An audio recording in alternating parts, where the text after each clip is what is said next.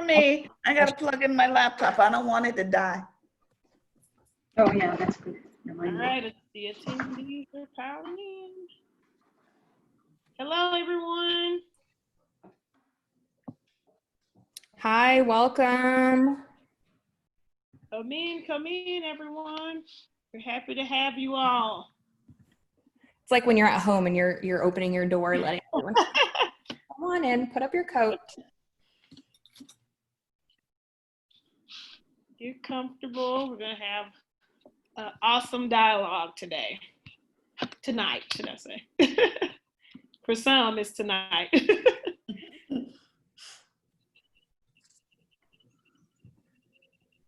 Welcome, everyone. I hope that you all have your choice of beverage next to you. I have water. Laura says hello from Michigan. Carlos says hello. That's a good way. While y'all are rolling in, we're going to give it a couple minutes. Please let us know where you're from in the chat box. All right, Carlos from NYC, Elaine from Cali. We have Portland, Oregon, Melissa, Boston. Oh, there. So many comments. Virginia, DC, Albany, NYC, Taylor from South Florida, North Carolina, Milwaukee, San Francisco, Cali, sheltering in Texas. Ooh, New that was York, fast. England, Minneapolis, the Bronx. I see. The Bronx. I had to say the Bronx like that. I see someone is a Rutgers and Adelphi alum. All right. Western Massachusetts, South Carolina, Bay Area, St. Paul, Austin, Long Beach, New York, Chicago, Nashville, San Jose, Oakland,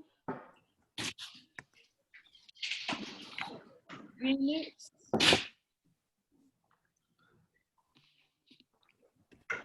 We'll give it a couple more minutes and then we'll get started. Welcome, welcome. Everyone should be dropping their location in the chat. Western Massachusetts, Pittsburgh, Fort Worth, Texas, I'm in Dallas, Seattle, Chicago, Long Beach, Cleveland, LA, Redlands, California, Chapel Hill, Boston, LA again, South Bend, Livingston, Alabama, Jersey, Atlanta. There's currently 223 people that are here right now. But it looks like it's slowing down a little bit. So Okay. it's crawling, but slow. Yeah, they're coming.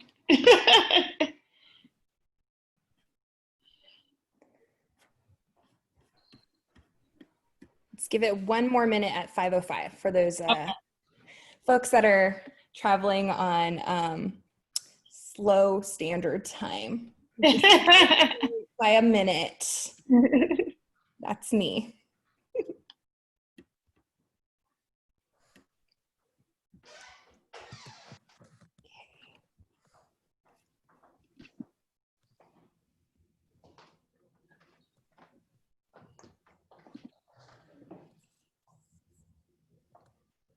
Okay.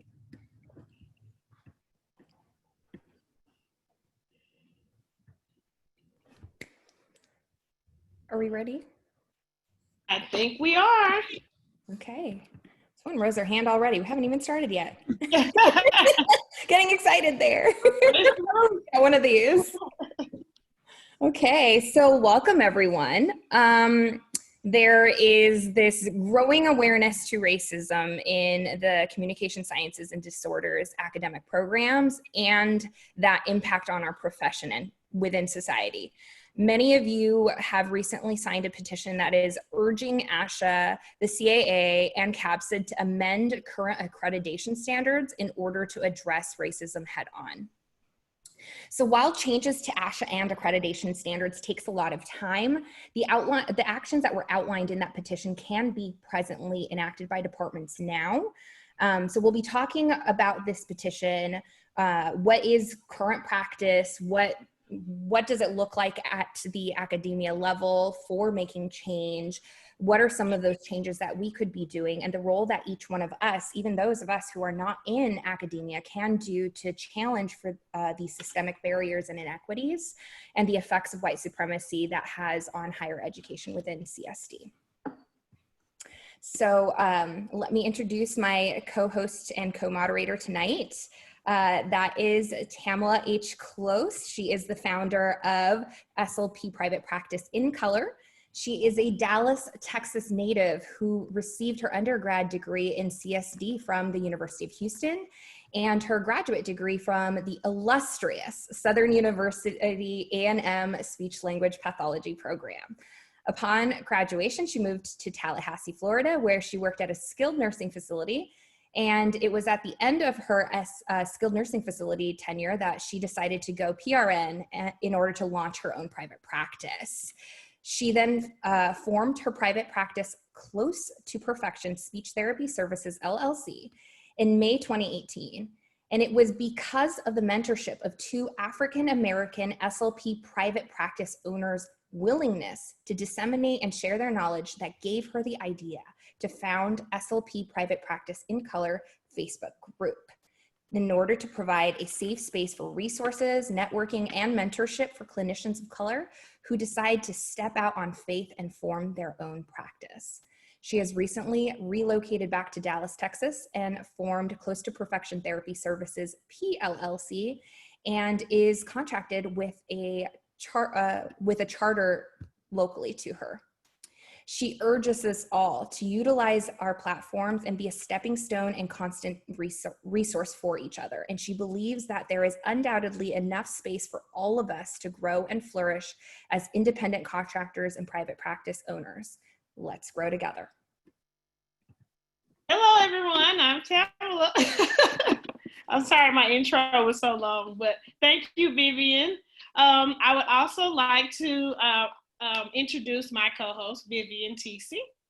Okay, Vivian is a neurodivergent Taiwanese Chinese American speech language pathologist in the San Francisco Bay Area. She primarily practices in the public school system, but also owns her own small private practice, working with early intervention to maintain their heritage language of Mandarin Chinese, in addition to being a clinical doctorate student at Northwestern University, an adjunct faculty at San Francisco State University. She co-admins the awesome SLPs of Color on social media and is invested in anti-bias, anti-racist pedagogy to lead to a more just and equitable future of our field. Thank you so much, Vivian, for organizing this event and bringing all of our lovely panelists here who we will be introducing shortly. Right now. Right now, let's get into it. Yes. So let's welcome first Reem Khamis-Dakwar. She is from Adelphi University and is a Palestinian SLP professor and director of the Neurophysiology in Speech Language Pathology Lab, or NSLP Lab, at Adelphi University. She spearheaded the advocacy work for addressing racism in CSD by petitioning ASHA, CAA, and CAPCSD, the reason why we're here today, the petition, in order to form that anti-racism task force to review the current ASHA standards and to develop new standards for anti-racism training in university programs. Her area of expertise focuses on language development, processing, and clinical services within the sociolinguistic situation of diglossia and individuals from diverse populations. She's a recipient of the 2020 Council of Academic Programs in CSD Excellence in Diversity Award for her outstanding work in Arabic language and culture. Okay, I will be introducing Dr. Benjamin Munson. He's a professor and chair of the Department of Speech Language Hearing Services at the University of Minnesota. His current NIH-funded research examines how racial and racialization affect audio only and audio visual speech perception across the lifespan and across people with hearing impairments. He also studies how children learn ways of speaking that reflect their nascent understanding of gender and how this drive to learn gendered speech plays out in children with communication impairments receiving clinical services. As the chair of his department, he has a strong focus on developing anti-racist curricula in both audiology and speech language pathology, and developing institutional structures, processes, and cultures that resist and dismantle racism.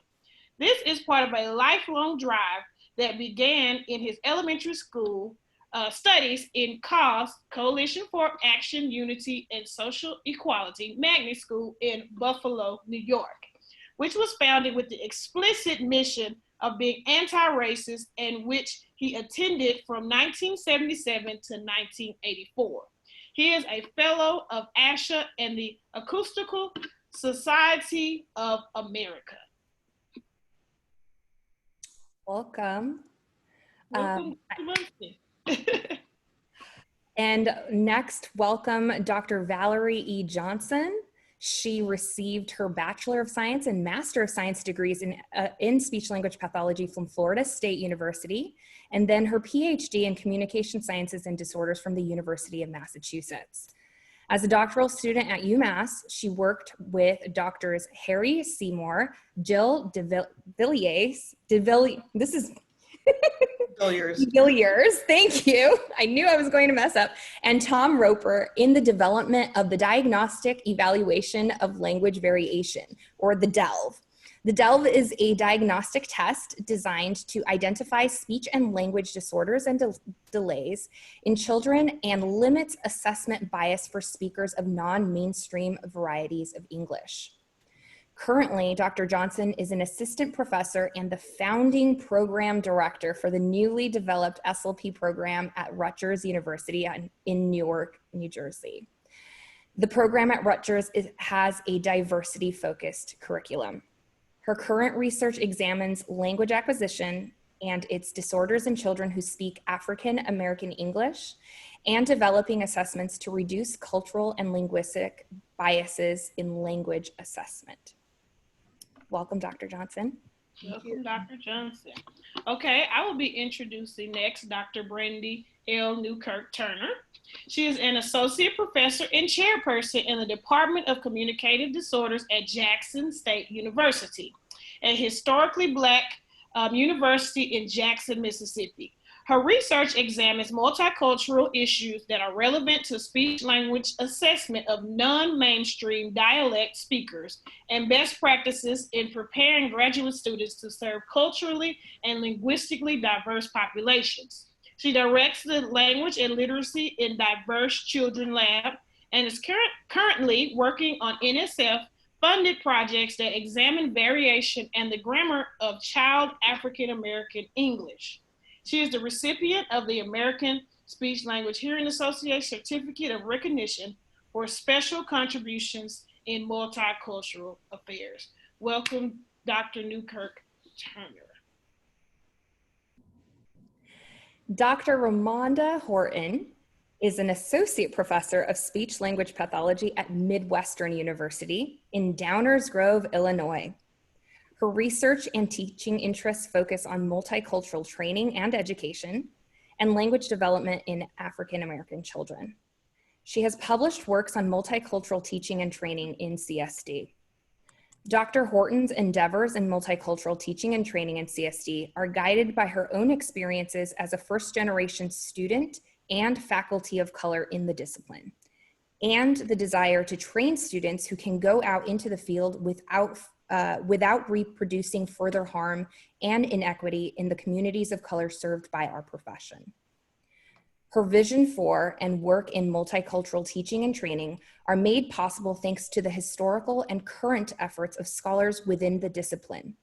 Noma Anderson, Dolores Battle, Alejandra Bryce, Lirong Lily Chang, Talia Coleman, Yvette Hyder, Ida Stockman, and Orlando Taylor, and those outside of the discipline: Gloria Ladson Billings, Eduardo Bonilla Silver, Kimberly Crenshaw, Paulo Freire, Geneva Gay, Sonia Nieto, and Derald Wing Su.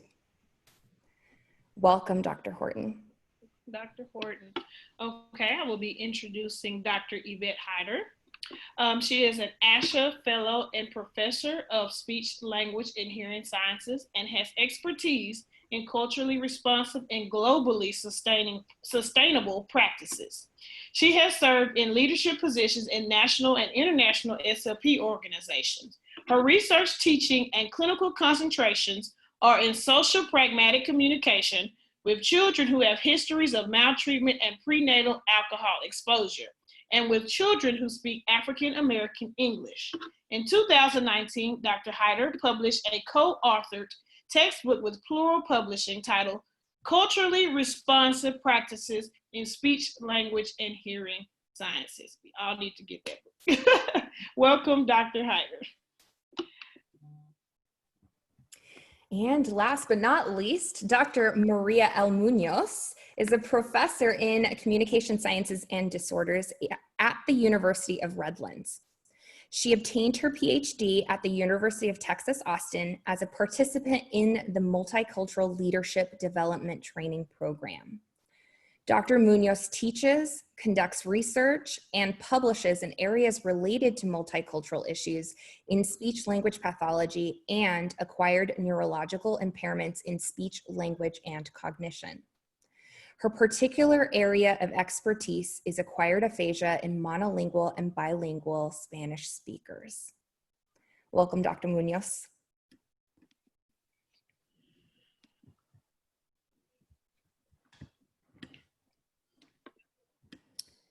All right, so we have, I can't think of a better group of panelists that have devoted their whole careers towards dismantling the system of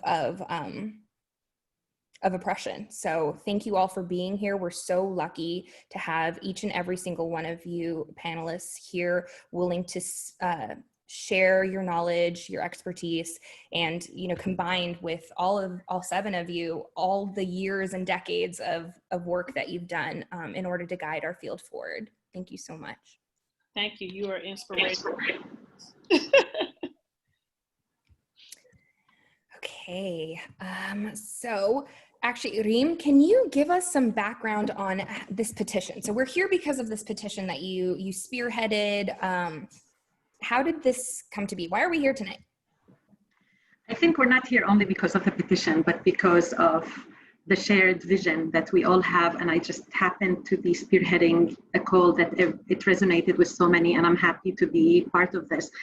I think many of us have an understanding that if our mission as ASHA members and as a collective is to make communication a human right that is accessible to all, then it would be it's hypocrisy to say the least if this mission is not accompanied by changing the racist realities within our community, which is the speech pathology and audiology community.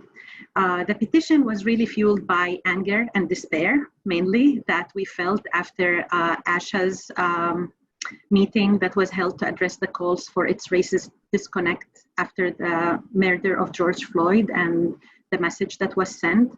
And the disappointing lack of accountability from ASHA as a system, as a machine that has the power to actually be connected to what is critical for our work and is critical for us as human beings and as helpers and as speech language pathologists. I feel, and everybody that was working with me on this petition, that we as ethical speech pathologists and audiologists in a helping profession that is really embedded in healthcare and education systems, these are systems that are recognized by everyone as the systems that show every symptom of racist policies and practices across the board. And the coronavirus only showed how it can, be at its most impacting specific population for a reason, because of the racism of these systems. And we're part of the system, and we cannot achieve our work if we don't address the systems of which we are part of, and explicitly discussing racism and what our role is in advocating for those with communication disorders in these systems, as well as how our system is working and how racist our system is. It started with Betty, and Betty couldn't join us. Betty, you and I, we were talking on the phone, we're friends, and we were complaining. And I'm sure there's many other people that we're talking on the phone and we're complaining. And we're feeling that despair, that what the hell, like that doesn't make any sense. Where they're living, aren't they seeing what's happening on the streets? Aren't they seeing what's happening on the health system? Aren't they seeing where we're living? What kind of response are they giving? And what do they think we are to actually be complicit in these kind of practices? So we started talking, and then we said we have to point to the main issue here. It has to be explicitly addressed. We have to talk about racism. We have to talk about white privilege, because there's no way for us to make any change if we don't start the conversation by saying, this is the root of the problem. If you really want to fix the problem, we have to start by identifying the problem and recognizing it as members that are responsible and taking it. So it seems like we hit on something. We hit on the other phones that were happening. It just happened that, I ended up writing it. The way we look at the petition, and that's also thanks to the mentoring of Dr. Heiter, and I agree with everybody that is talking about her book. It's one of the few books that is available for us to actually show speech pathologists working in a society, and not that we are, in Mars working with people that don't live in Alabama and in Portland now, and as if, they're disconnected from what's happening in the street. That we don't look at this petition like many institutions look now at certificates of competence. We don't want this. We don't want a petition that just was submitted, because that's what we see capitalist systems and Orientalist systems and colonialist systems are doing now. They're taking the anger and they're putting it in a way that, oh, we're going to have a certificate for diversity. Oh, we're going to do these kind of checklists, and this is what's going to fix everything. And the petition, we don't want it to be this way. For us, the petition is the beginning of a process of which we're bringing and building relationships here together. And I'm hoping that the 282 that are listening to us now, and those that are going to be listening to the recording now, are going to be answering the call, and they're going to be paying attention to what's happening, and they're going to be doing everything in their capacity at their level to actually support that call for ASHA to step up and do the right thing and be on the right side of history. So I'm hoping that we're building relationships together as anti-racists, ethical speech pathologists and audiologists who want to build anti-racist movement, and that we can try to make the change at the institutional level, because individuals cannot change. We're not going to be able to make the change unless we actually make the institutions and the systems dismantle every part of the racist policies and practices within the system. And I think many of us, especially Black and Indigenous people of color members in ASHA, have a lot of feelings of resentments to ASHA that we've been holding on and we've been trying to navigate for years and years. I can speak about myself.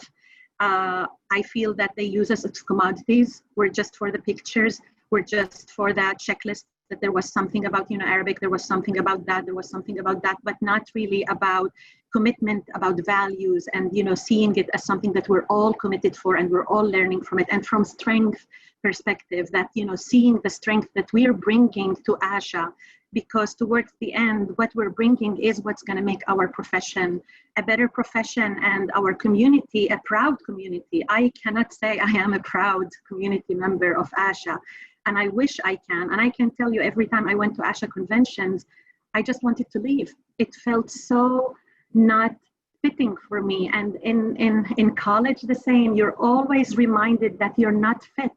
You are somebody that was let in, but you're really not in. You're never going to be in, no matter how excelling you're going to be. So the petition was a voice of angry speech pathologists, very few of us.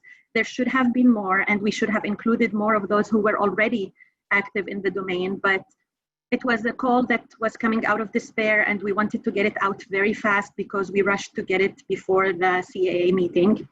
We still didn't send the petition to ASHA. And there are more systems that we are learning about. And did you know we have a CEO for ASHA? What does that mean, to have a CEO for ASHA? Did you know that 80% of the ASHA administrations, they're not even clinicians and they do not actually know anything about speech pathology? They're not practiced speech pathologists or audiologists. All these are questions that we have to start asking. So when it comes to, I can talk forever, but I think the main point here is that we want to rebuild this system, but we know it's not working for us. And how we see ourselves, we need to start by identifying how the system is broken so that we can need to look at the system. And we know that we're missing a lot from the petition. There's a lot of other things that need to be added to the petition, but it was a start. And we want to hear from other people. You know, one of my friends today emailed me about another thing that was happening in my college, and he reminded me of Frederick Douglass' point that for a change to occur, we need to agitate. And I think, if anything, I'm asking all of you is to help us so that we can make sure that ASHA addresses the systemic racism within the system, and to recognize racism and white Euro-Americans' unearned privilege in our profession and the conferred power that they take just because they are belonging to one group. This is not the end of the work, it's the beginning of a marathon. Some are already tired because some of them already been in that marathon. Some of them were doing it individually. Some of them were doing it with some few people. But what we need to realize is that we need each other to empower each other and to actually believe in the mission. I can tell you this petition and the emails that I got was the first time that I felt, I have people in ASHA that I can actually feel good to be around, that I feel I have shared values with. And that's important. That's important. And I'm hoping that everybody that is here with us, everybody that is going to hear the recording is going to stand up for the right thing, no matter if it means sacrificing some privileges that you have, and take the right side in this history. Because the more you learn about the history of ASHA, actually you learn that it didn't take the right side in the history during the civil rights movement. And this is another chance that they have with the Black Lives Matter movement. You have a chance here, and we have a chance to actually force them and make it clear that as ethical members, this is the expectation, that's the minimum from that we need to expect from them. We need to talk about racism. We need to talk about how it's working within ASHA and how to connect with the society. We cannot be disconnected from what happens in the society. And the last point that I want to say is that we need to stop putting all of the hard work and the responsibility on the individuals.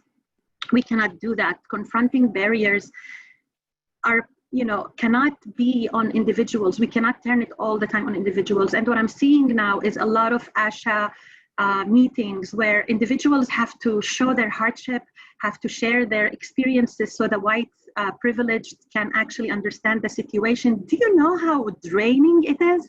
Do you know how hard it is? I had this meeting again at Adelphi because now everybody's interested in racism and they want to be anti-racist on our expense. Do you know how hard it was for me to go to the group that invited me to talk about my experience? I couldn't do anything the whole day. And that idea that, you think that we are supposed to be doing the work instead of asking the system, what are you doing? The people that are in the power position, what are you doing? So we put it in words, it resonated, and I'm hoping that it's just the beginning. And I'm hoping that you'll be attuned for every other message that we're bringing, and you're bringing more people to join in this movement, so that we can be proud speech pathologists and not hypocrites. We cannot be asking for communication as a human right when we're not standing for the basic human rights and needs of those who are among us. That's, I hope, my message, that everybody will join us and be part of this movement. Thank you for that. Thank you for your passion. Thank you for, as you say, starting the petition. We are passing the baton from those who came before us, who were putting in the work, and now you are correct. It is our duty and our responsibility to continue that work of dismantling those systems. So we have a pretty heavy call to action here, guys. And I hope everyone on the call is ready to do their part and come together, and let's make this an equitable organization for everyone. Thank you so much for that.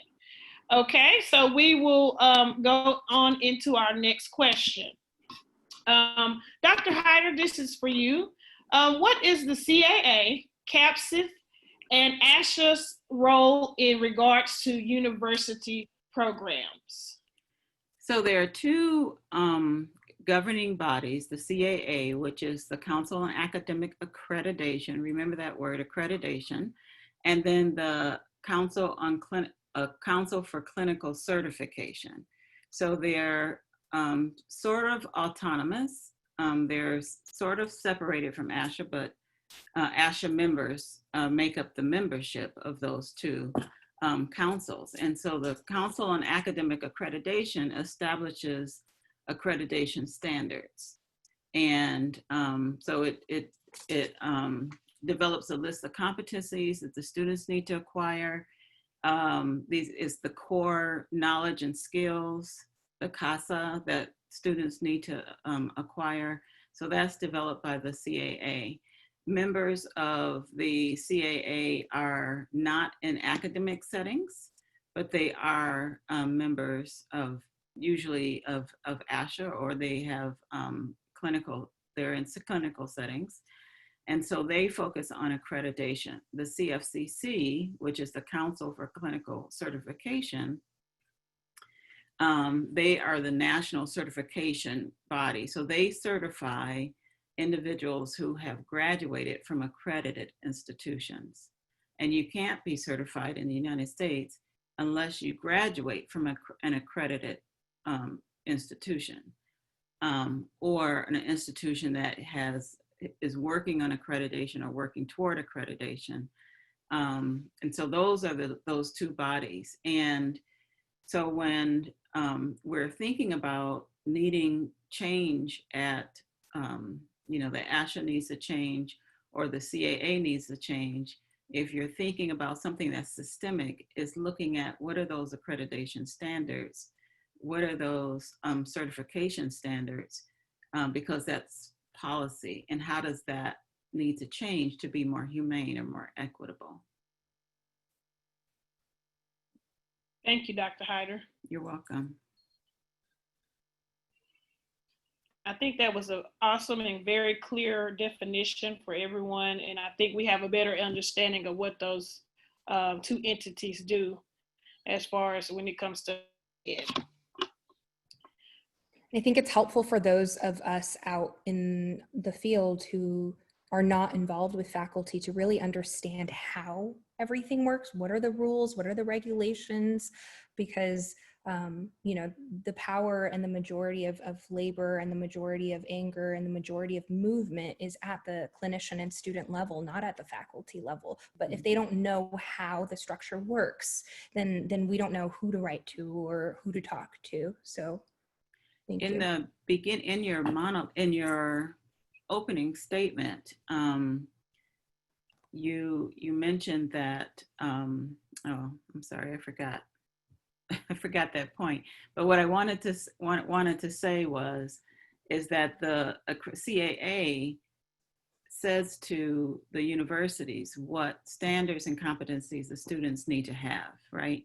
So the universities need to meet that standard. They need to have classes. The CAA determines, how many faculty with PhDs need to be teaching.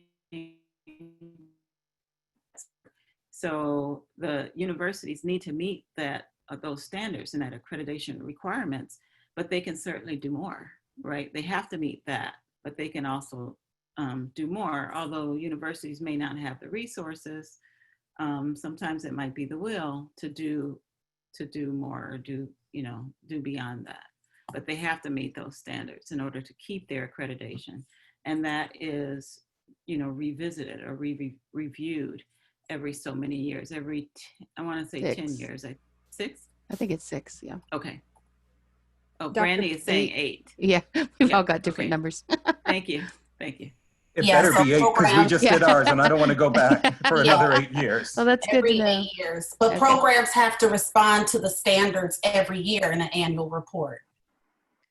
I want to add one point here about the task force. So one thing to also remember is that when ASHA has a specific topic that is of interest to the institution to promote, like interprofessional practice or like critical thinking, because lately they have been identifying that these are important skills that they want our students to learn, they have mechanism that they use, like a task force, which sends the message, one, we want to actually understand what we're doing, which is a self study. And then these task force usually come with a plan, and usually these plans become standards. And everybody knows this, that, once the task force says we're expecting this from, a program, it starts with optional, but then it becomes like required.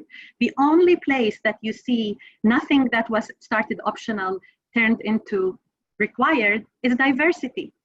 The only standard that is within the accreditation review that you can do whatever, you can put it as part of your aphasia class, no matter the person doesn't work on bilingualism, doesn't work on like a culturally diverse population.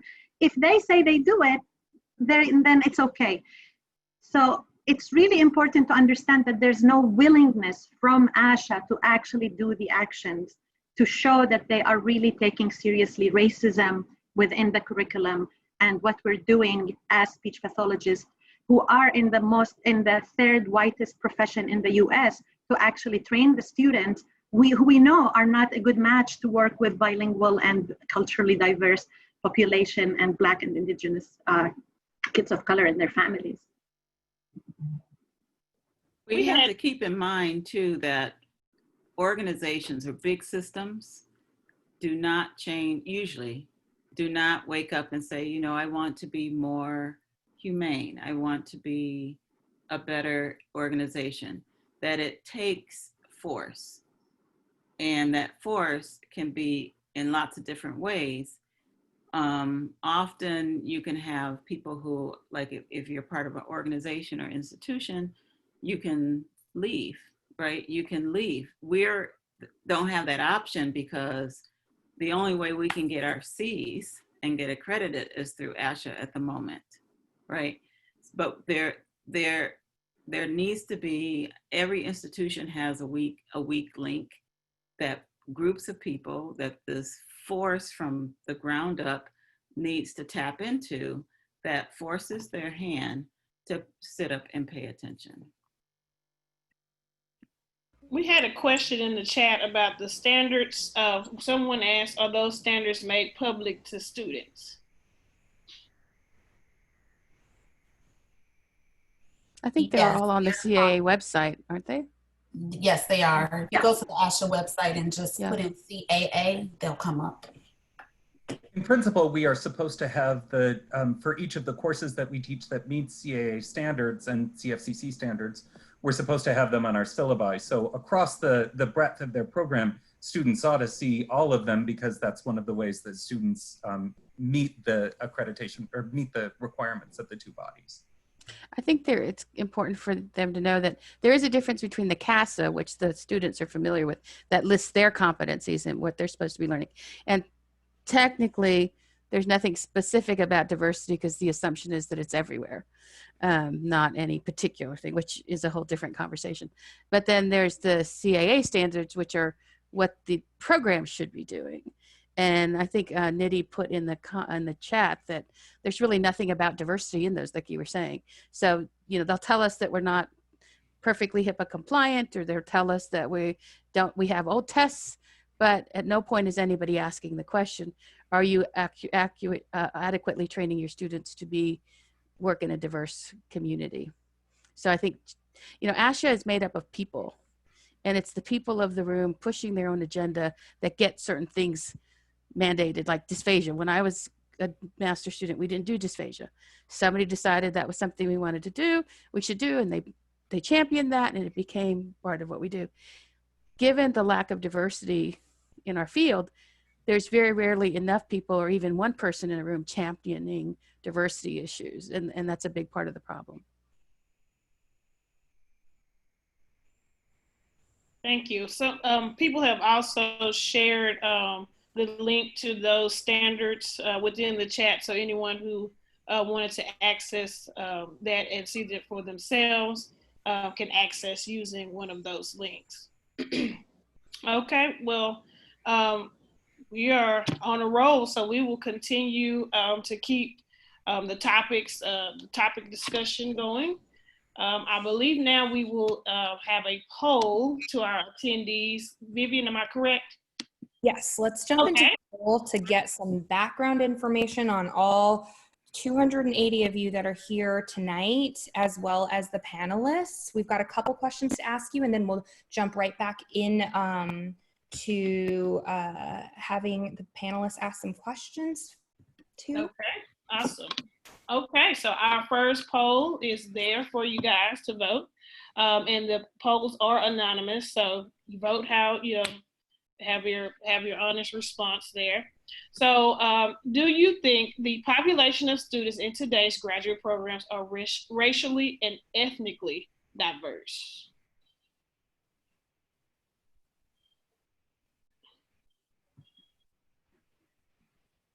We almost have everyone's vote. Someone asked overall in program. Overall program. Overall. Or your own. What program are you in this? Not know, but please let us know. University representing. Oh, I'm sorry. Yes, Jackson State. Okay, so we're at a minute and almost 90% has voted at this point. So I will end the poll and share the results. So 4% said yes, 90% said no, and 6% said I'm not sure.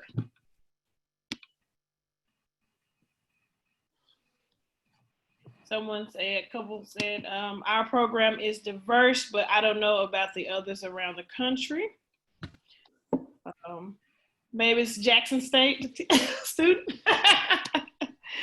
All right. Okay, so are we ready to jump into our next question? I believe the first, hang on, the three poll questions, first three go together. Okay, so, okay. All three, then we'll go back to our questions. Okay, awesome. So let's talk about faculty diversity, okay? So to follow up that question, do you think the population of faculty in today's graduate programs are racially and ethnically diverse? So we asked the programs in general, now we're asking about faculty specifically.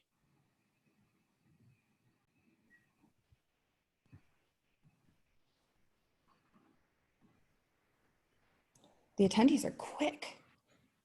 They are. There. The chat is very interactive. We love it. Someone said, "Are these trees?" Okay, we've got about 90% response on. Oh, there you go. All right, so we have 5% said yes, 91% again said no, 4% said not sure. All right, so we'll roll on to the third poll. And this is a question regarding admissions criteria. Do you believe that the admissions criteria and policies of most CSD graduate training programs make it difficult for racially minoritized students to enter our field? It's a good question. Oh, I'm watching it jump back and forth. Mm-hmm.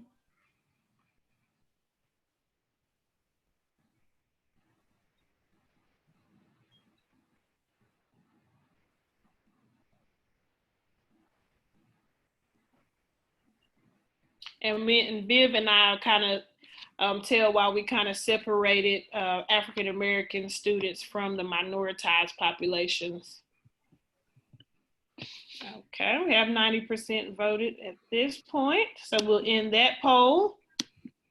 So 40% says yes for all minoritized populations, 30% said yes, but more difficult for African-American students. 6% said no, and 18% said I'm not sure. So can we kind of tell them, Viv, why we kind of separated African-American students from other minoritized individuals for that poll question? Yeah, so I think that it got a little deep. So Tamala and I have worked really hard on thinking of what to ask our panelists, and the panelists had input too, as well as the poll questions. But I think that this helps us gauge the general 280 of you perspectives of where do you think that funnel, where do you think that structural, oh, I'm missing that word that I'm trying to think of. Where do you think that barrier from institutions come from, and who does it impact, as well as who specifically does it impact the most? The most. Yep. And I mean, when Tamala and I were talking, I almost wanted to stick up there like a no and minoritized individuals have a better chance, because we hear a lot of people argue against affirmative action type work, but we hope that the majority of you 280 that are here right now are here for a reason, and that maybe is not something that you feel. Someone said in 3 cohorts that have come through my former grad program, there were absolutely no Black students. So I think there is definitely a difference in African-American students and how we enter the programs, or allowed to enter the programs, and how we navigate within those programs. But that's just my opinion. Okay, ready to go into our next question for our panelists? Yes. So for our next question, this is for Brandi and Ramonda. Does systemic racism impact who is allowed or gate kept from entering our fields? So yeah, I'll go ahead and get started, and then Ramonda, you can bring it home for us. So I first kind of wanted to start just with how I'm going to think about systemic racism. So I'm thinking about it as systems and structures that have procedures and processes that disadvantage people of color. So I'm really thinking about the disadvantages that are embedded in our institutions through their policies, their procedures, and their practices. So when I think about higher ed, I'm really thinking about these disadvantages that are entrenched in our academic programs that prevent or make it more challenging for people of color to have access to the programs, to participate in the programs, and even to have positive experiences, but also to successfully matriculate and graduate, and then upon graduation, enter into our profession. So I certainly think that systemic racism impacts who is allowed into our field, or who is gatekept from entering into our field. So a couple things that I thought about, first, admissions. So we all can, we all know about the GRE. We understand that there are long-standing issues and evidence of the biases that are associated with standardized tests, yet the majority of our programs use the GRE as a major component for admissions. And sometimes for some programs, it really just comes down to GPA and GRE. But then if we think also about our admission committees, so our admission committee members, by definition, are gatekeepers to our profession. And so if the overwhelming majority of our profession are not people of color, it reasons that it reasons that the majority of our admissions committees are not going to be people of color. And so when these admission committees begin to look at these portfolios and these applications, once they look beyond the GPA and the GRE, sometimes that discussion goes to who is the right fit, right? So this becomes problematic when the people on the committee perhaps are not inclusive of people of color, right? We tend to think of people who are the right fit as being people who are like us. And so we also heard on the ASHA listening sessions, and I'm probably going to bring that up a lot because there was a lot there. But we heard that there are, at some institutions, faculty members of color talked about how they are systematically excluded from participating on admission committees. So these acts of exclusion are clear indicators and examples of systemic racism in our admissions processes. Another thing I want to talk about is advising and this counseling students out of the major, right? So academic advisors, we know, play a crucial role in helping to retain our students and getting students through to graduation. So again, thinking back to these listening sessions, we heard so many stories about advisors and programs attempting to counsel students out of the major. And so I highlight this as systemic racism because this is not about individual experiences. We're not talking about an experience here and an experience there, a few bad advisors in these programs. We heard enough to know that this act of counseling students out is not isolated incidents, but it's more about purposeful systemic gatekeeping.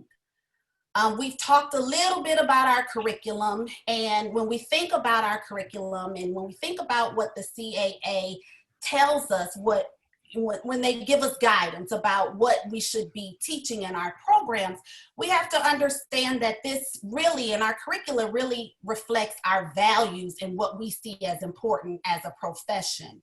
And so in most of our curricula and in most of our programs, I think it's safe to say, I think it's accurate to say that students of color don't always see themselves in the curriculum, which doesn't really allow them to see themselves in our field. So when I reflect on my own experiences as an undergraduate student, I was interested in the information that I was learning, but I felt no connection.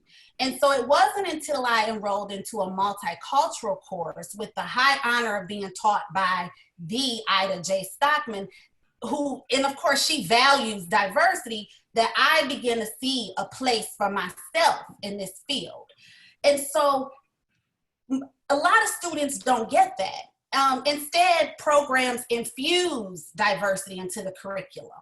But what does that mean? And who's checking? So this omission of people of color in our curriculum, again, is another indicator and another example of systemic racism in our teaching.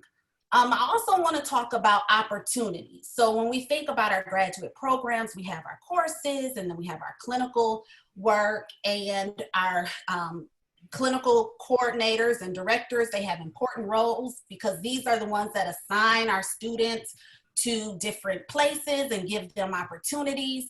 And so when students of color don't have the same opportunities to participate in these high quality, intensive clinical placements like specialty clinics and acute care settings, when they don't get the opportunity to have those experiences that align with their goals, this again is an example of a systemic structural way to drive out or to drive a continuous disinvestment in students of color. And so these practices lead to disproportionate outcomes in preparation, but then also in career outcomes. And then the final thing that I want to say, because this really stems from listening to the listening sessions, I want to highlight students of color being victims of racial harassment. So we heard in the listening session many, many stories of students who were victims of racial harassment in their programs. So one story that stuck out in my mind was the pervasive harassment of a Black student by a white male student that did not stop even when it was reported. And so I think this resonated with me because I think it resurfaced an experience that I had as a student in my undergraduate program that I think I had forgotten about. So again, we hear this too often to really think about it as being isolated situations, that there are a few bad people sprinkled in our programs. But really what this tells us is that our system allows for this type of harassment and this type of bullying behavior. And what it does is that it systematically excludes, it turns off, and it discourages students of color from continuing in our program. So those are a few things that I took a little time today to think about in terms of systemic racism in our academic programs. So I think Dr. Newkirk-Turner has done a fantastic job of operationalizing systemic racism. So I am going to just kind of add on to some of the things that she said. First, highlighting that, again, when we talk about systemic racism, we're really talking about an array of practices, an array of policies, and they are rooted in some long-term historical kinds of things. So when we talk about the GRE and we talk about the SAT, they are rooted in historical practices. The test is historically used to basically keep people of color out. I think it was NEA who actually did a story talking about the fact that the test was initially connected to Benet's IQ test. And they talk about the fact that the way that it processed into the college landscape was because we really, when we think about what universities represent, they represent this idealistic that we're creating this kind of elite academy of people, and we have to be very careful about who we let in.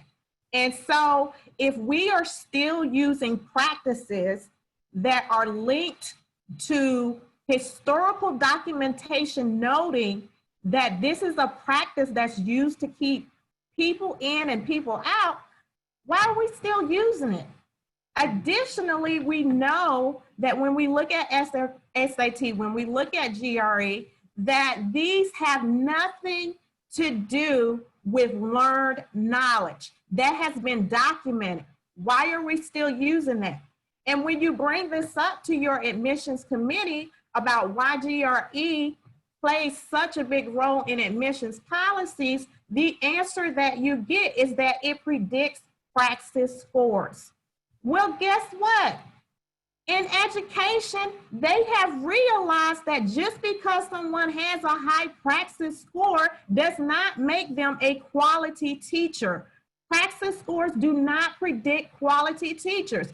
Praxis scores are not going to predict who can be good SLPs in our field, and we have to start recognizing that, and we have to make sure that we are identifying that these are systemic, racialized practices that are keeping people of color out of our field. So, GRE, praxis, those are some systemic kinds of things that we're doing in our field. There's also some things related to systemic racism and the culture of reinforcing white culture that we have to be cognizant of. Because when we talk about these admissions committees are composed, as Dr. Newkirk-Turner pointed out, they are composed of what our profession looks like. So when we get in those admissions committee meetings, we're hearing a lot. We're hearing a lot of things. We're talking about a lot of things. Oh, students of color are really struggling in these sciences and these maths. My students of color are really struggling with writing. Well, guess what? I have taught undergrad, and it's not just the students of color that are struggling in those areas. We have a public school system that just doesn't teach grammar anymore. So everybody that comes to college can't write.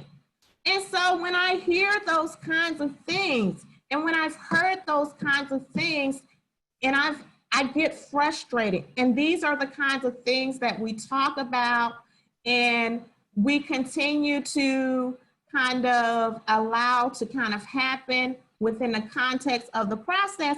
But these, once again, are some practices that are perpetuating this culture of whiteness that our field is really, really holding on to. We're really, really holding on to this idea that somehow what we're doing is helping to develop better clinicians and we're getting the brightest and the best. And what we're really doing is we're excluding people. The other point that I want to point out that Dr. Newkirk-Turner raised is that it's also the case that at the undergraduate level, some programs make it so that you have to apply for admissions to the undergraduate program. This is particularly problematic when we think about our first generation college students who tend to have a pattern. They may have a pattern where it takes them just a little bit longer to kind of get the feel for how college should look, for how coursework should go.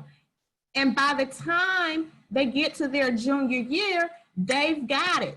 They've got it. But the way that some of these programs are set up so that you have to apply to be admitted to the program, you're already excluded. You're literally already excluded from the opportunity to participate in CSD majors when you have a setup like that. And that's an example of setting up a policy and not looking at how it's going to reinforce inequitable practices. And so we have to make sure that we are staying on top of this.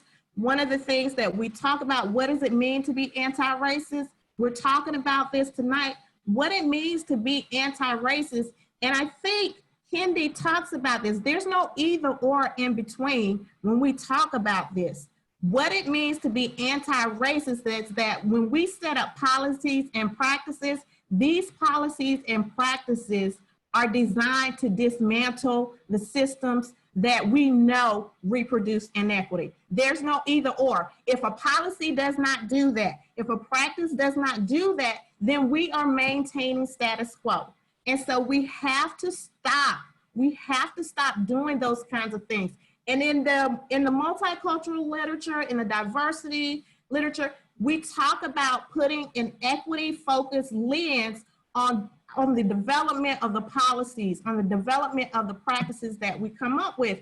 And if we're going to move towards anti-racism, every time we come up with a policy, every time we come up with a practice, we have to think about how does this reinforce this system of privilege and oppression that we have going on? Because that's really what we're talking about. And our discipline has become experts at it. We have become experts at it.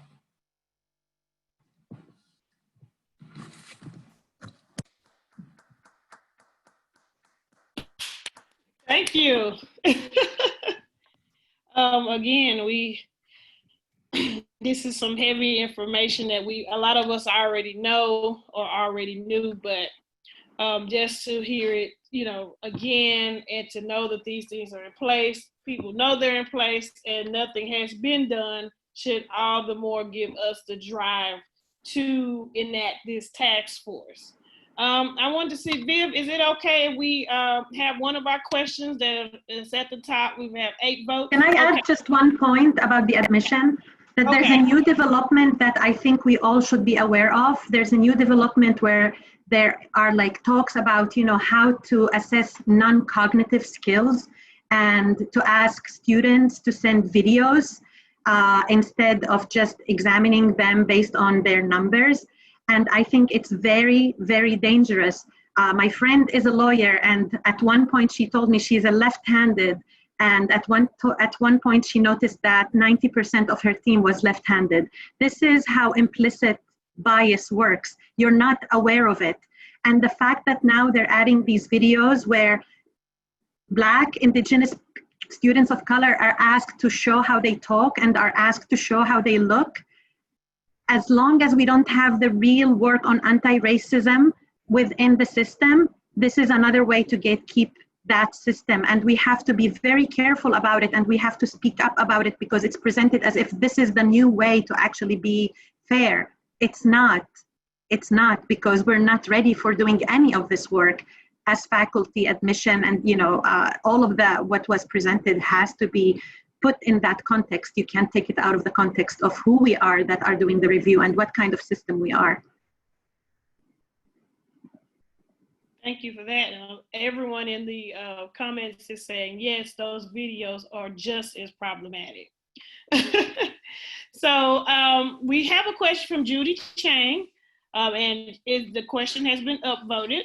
So she said, can we demand measurable and observable standards of recruitment of more people of color to CSD programs with numbers that match the demographics of the students and clients we serve? For example, NYC public schools, 89% of our 1.1 million students are working class students of color, but our 3,800 speech therapists are majority white. So anyone want to respond to that question?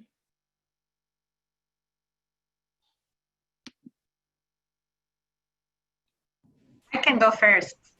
Why match? We need affirmative action. We need to fix all the problems that we have. We have a problem that we don't have enough faculty, enough students and clinicians of color. It's not even about matching, it's about fixing the atrocities that have been for years and have been historically done in the profession. We need the leadership to be given to BPOC. We need more, not even matching, because even if we match at this point based on the population, that's not gonna mean that we are actually giving the opportunities to the students to have a collective. At the same time, I don't think that we need to think about it only this way. We need to think about who are we accepting and how they're committed to actually serve their population. We can have a person of color and then be in a system that is internalizing the systematic racism, and that's not gonna help anyone. I don't think it's only about numbers. We see a lot of now attempts by universities to give these numbers, like we have this number, but it doesn't work just having the number. And I can say for myself that even if there were the numbers and the system is not working right and the system is racist, that's not fixing the problem. The problem is beyond just numbers. And for me, we need more, not just, make it just representative and be focused on the quality and the system itself and what the system is doing, instead of throwing it on us to be more. And maybe Dr. Heiter can add to this, but I don't know, my first response is that we shouldn't just only think about numbers, we should think about the quality and the system and what the system is doing. The numbers are not enough. I'm going to yield to Dr. Johnson, because I think you were about to say something. Yeah, one of the things that, thank you, Dr. Heider. One of the things that I always think about is, the question comes, or not the question, but the statement comes up. We need more faculty of color. We need more students of color. Where are we going to get them from? And so it's really, it's a multi-layered issue, and it's about the pipeline. Because if we don't have representation at the faculty level or clinical supervisors, clinical directors, if we don't have faculty of color, we're not going to have the students of color. And then, all of the issues that were brought up with the undergraduate, where the pipeline is broken. And so we need to go back and fix the pipeline. I would dare say that we need to go back to, how do we even recruit students into the major? We have to go back to, okay, junior high schoolers, do they even know about speech language pathology and all of the different opportunities that are there, right? And they can go into medical speech language pathology, they can go into school-based speech language pathology, they can work with adults, they can work with kids. Do they even know these things? So the pipeline, the whole system is broken. And so if we can't get the kids coming from high school having an interest in speech language pathology, it's not going to trickle up. And I yield back to Dr. Hyder. You can claim your time. I think the only thing that I will add here is that numbers, getting numbers of people, and people, we have to look beyond looking at just getting people who are people of color, right? Because if everybody, you can have a completely diverse in terms of color, racial, ethnic background, and everybody has the same ideas, they have the same experiences, you still don't have real diversity, right? So just getting people of color in the profession isn't enough. You have to look for, I hear a lot about representation, which is important, but it's not sufficient. We need to also go back to looking at breaking down those racist policies. I keep going back to the policies because that's what things are built on. Something else that I've been thinking a lot about is that we were talking about history, right? We were talking about what Dr. Horton mentioned about the history of the GRE and what those tests were designed for. We also have to look at the programs, our speech language pathology and audiology programs. What were they built on? And what were they built for, right? They were built on a medical model, which pathologizes everything. Okay, speech language pathology. I was talking to Betty Yu the other day, and she mentioned, needing to rethink even what we call the profession, because it's pathologizing everything as opposed to valuing differences, perhaps.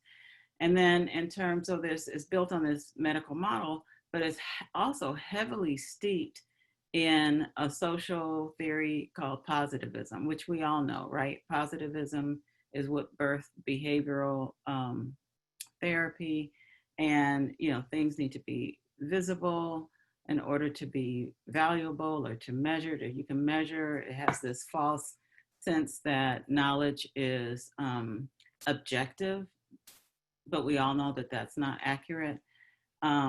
And so it was built, speech language pathology was built on a medical model, but also from this very restrictive Eurocentric viewpoint about what is correct and what is not correct. And that we need to go back to that beginning and think about what is it that we're really trying to do here as speech language pathologists, better called communication specialists or communication scientists or something.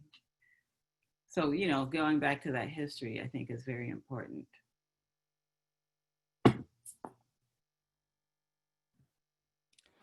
Thank you so much. All this amazing dialogue that has taken place, especially with folks in the audience that are submitting questions and making comments as well. So we're actually hitting some of the questions we originally intended for the panelists to answer. I do want to mix Munson. You have been quiet for a little bit. So as all of you were talking about the GRE, Mix Munson, you got rid of the GRE, and your faculty team came out with this really, really strong statement, published it on your website for your programming, which has both speech language pathology and audiology. And it called for, in very strong language, a fight against racism and dismantling racist practices in which you committed your programs to get rid of the GRE for admissions, for not just for this year because of COVID, but for good, as well as committed to looking for how to make it so that applicants that are applying for your graduate level programs who are members of Black, Indigenous, and persons of color communities do not have to pay for their application fees.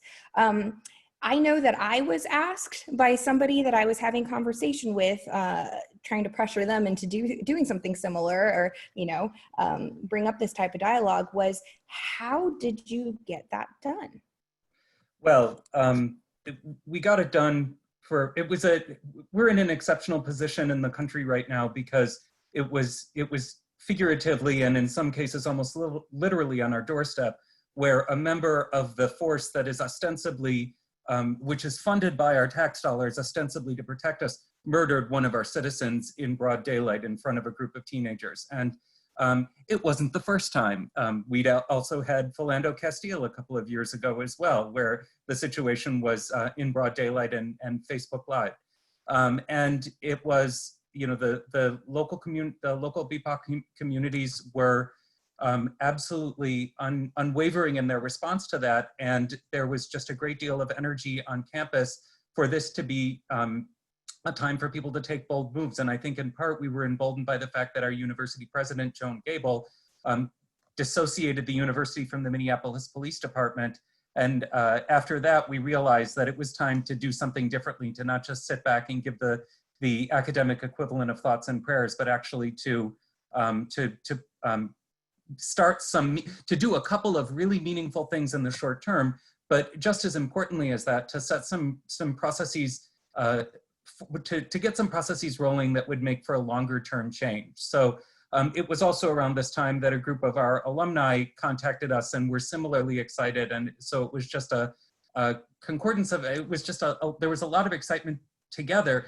But I think there's also been a lot of interest in our faculty around these issues for a long time, for the simple reason that, you know, this has sort of been going around. It was implicit in Judy's question that the fact that our field is so white and our clients are so, you know, so non-white, this is actually an existential threat to the future of our professions. Our professions are not sustainable in their current shape.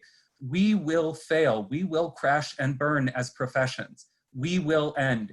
The only reason we exist in many ways is because there are federal mandates for services for people with acquired communication disorders or for kids with developmental disorders. And it's not going to be much longer that people are going to look at us and say, you're not fit to serve the people that you need to serve.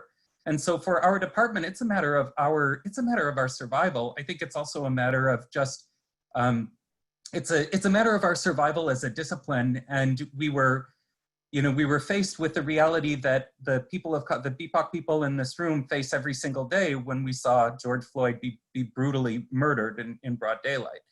I think there's another thing though, since I have the talking stick, another thing that is perhaps more implicit in the statement, but I want to say explicitly, and it's sort of this issue of institutions versus individuals. And I think the distinction is a lot less binary than we give it credit for being. Yes, racism is very much an institutionalized, it's very much institutionalized, and it's not going to end unless the institutions are changed.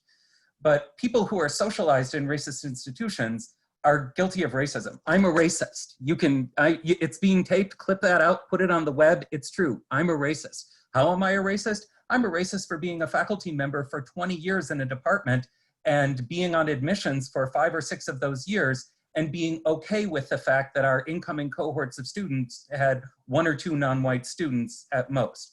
You know, I was okay in many cases with teaching classes of undergraduate students and seeing discrepancies in the grading between the white students and the non-white students. You know, I can show you all of the check boxes that I can check, and I can check a lot of them. You know, you don't go to a school called the Coalition for Action, Unity, and Social Equality and not be able to check those check boxes. But I'm a product of the racist system that I've been in at the University of Minnesota for the last 20 years and in speech language pathology for the last 25 years. And I think there needs to be some restorative justice that goes on among the white members, the the vast numbers of white people in our profession to understand the harm that we have done and to restore justice, to atone, and not to do so at the expense of the BIPOC people, not to have these, these gut-wrenching listening sessions where we say, please tell us one more time the 8,000 microaggressions that you suffered in my speech sound disorders class, but rather having having people who are, and I like to use the term, racism is an addiction, and I like to use the term recovering from racism, to recover from racism so that we can support a non-racist system, right? It's a matter of, if we take 3 or 4 years and we change the institutional structures within the CAA and ASHA, and we have all of this really, we have things that folks like the 300 or so of us in the room agree are good anti-racist policies.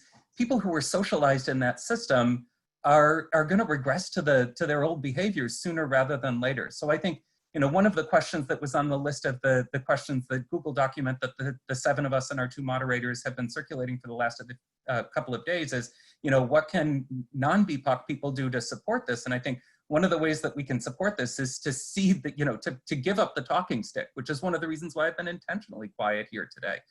I've talked enough for 25 years, is to cede the floor, but also to do the hard work in ourselves, to be ready to give the kind of support to people who don't look like us. And I'll just give one example of this, and it's kind of a call out to someone who's been in the chat, who is someone I've known for all 25 years I've been in the profession. And so, anything goes today, I guess.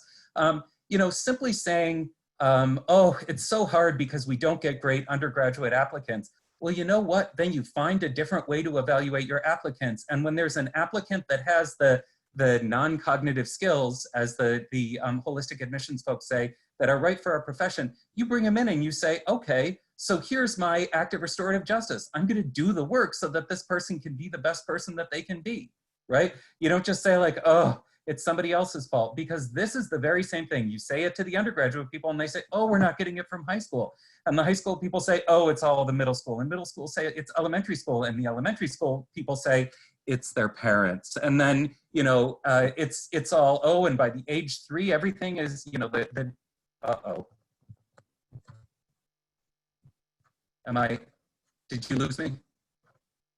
No, you can still hear me. I'm frozen in my own view. Yeah, and so that's pretty much the end of what I'm saying anyway. So that's kind of that's sort of what I bring to it. So hopefully that answers your question, but it also sort of gets off my chest the things that I think I have to add most substantively to this conversation. Thank you so much, Ms. Munson. It kind of got lost a little bit in between, but I think we got the gist of it, and you're frozen, so I hope your internet connection is able to figure this out so that you can join us for more. Tamala, we've really been hopping forward from what we've, should we jump to, everyone's just, there's a lot of fire. But there's a lot of fire because it's been decades and decades too late, we didn't define the different type of institutions. Yes. So why don't we do that question? So Dr. Newkirk-Turner, you work at an HBCU, and Dr. Munoz and Dr. Johnson, you have worked and understand HSIs. So let me have you talk about, so what are MSIs? MSIs are minority serving institutions. Can one of you talk about what is a PWI, what is an HBCU, an HSI, TCU, AANA, PISI? Oh my goodness, so many acronyms. What are these? What do they mean? And do they have SLP graduate programs? And if they do they have different applicant requirements or systems for reviewing applications in comparison to the PWIs? Would one of you please take this question? Well, I understand PWI to be predominantly white institution. I wanted to talk and just kind of shine the light on HBCUs. So an HBCU, and looked up the definition. So I'm going to read the definition and then talk to you about it from my perspective. But it says the Higher Education Act of 1965 defines an HBCU as a historically Black college or university that was established prior to 1964, whose principal mission was and is the education of Black Americans, and that these institutions are accredited by national accrediting bodies. So HBCUs are these special places in the United States that offer all students opportunities, and there's a particular focus on African American or Black students. I'm a proud faculty member and a department chair at Jackson State University, which is a historical Black university in Jackson, Mississippi. And our institution, just to kind of give you a little perspective of how HBCUs came about, our institution, Jackson State, was founded in 1877, and it became the educational institution to 20 newly freed slaves who were enrolled to become ministers and teachers. So HBCUs had that primary mission of educating Black people, and early it was freed slaves. So since then, JSU has become a comprehensive research university where we challenge minds and change lives through the power of education. So HBCUs, like Jackson State University, typically have a predominantly Black undergraduate student population. And these institutions also have a predominantly or majority Black faculty. So what's great about this is that Black students can see what they can be. So at Jackson State and at HBCUs, our students get to see what they can be. And so oftentimes we hear and students tell us, and I think Dr. Lakeisha Johnson said in the chat, that our students, for some of our students, they are the first Black educator that they've had. And so that's important in our legacy and our mission. And as we began to think about Black Lives Mattering and, ASHA figuring out if Black Lives mattered or not, I felt, well, I'm proud to say that at my institution, Black lives just didn't start mattering. Black lives have always mattered at HBCUs. So when I think about HBCUs in our field, there are less than a dozen HBCUs. To prepare for this, I tried to go on the ASHA Ed Find, and they used to have a nice little list or a button that you can push for HBCUs, but I couldn't find it today.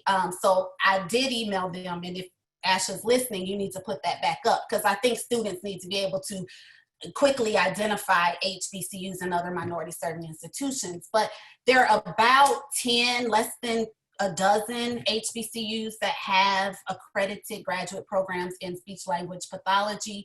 So those are institutions like Jackson State, Tennessee State, North Carolina Central, Hampton University, Howard University, Southern University in Baton Rouge, South Carolina State University, and Xavier University, and I may be missing one or two. But these are the HBCUs that have speech language pathology accredited graduate programs. And of note, there are no HBCUs that have an AUD program. So what's not known by a lot of people is that at HBCUs, so in these speech language pathology graduate programs, many or perhaps most or all of these programs are not predominantly Black at the graduate level like they are at the undergraduate level. So in many cases, the demographics are about half white, half Black.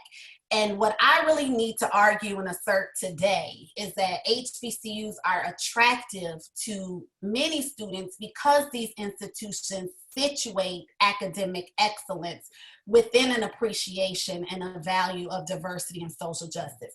I have to say that because I think that there is a misconception that for some students, HBCUs are the option when they can't get into other universities. And I just need to reject that today. HBCUs are attractive because there's excellence in the context of diversity and social justice. And so finally, I just want to say that I really think, even though HBCUs only represent a small percentage of our institutions, our ASHA institutions, I really think that HBCUs can and do provide a model to our field of how to have inclusive practices, anti-racist curricula and instruction, and an authentic, visible, measurable appreciation for people of color and diversity. At HBCUs, I think we have mastered how to teach our own as well as how to teach others. And I think we can be the 12 of us, the 10 of us, the 11 of us. I think we really provide a model to PWI's predominantly white institutions on how to educate diverse groups of graduate students.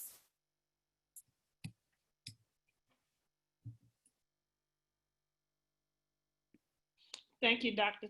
Newkirk-Turner. And I definitely agree as a graduate of Southern University, which is HBCU.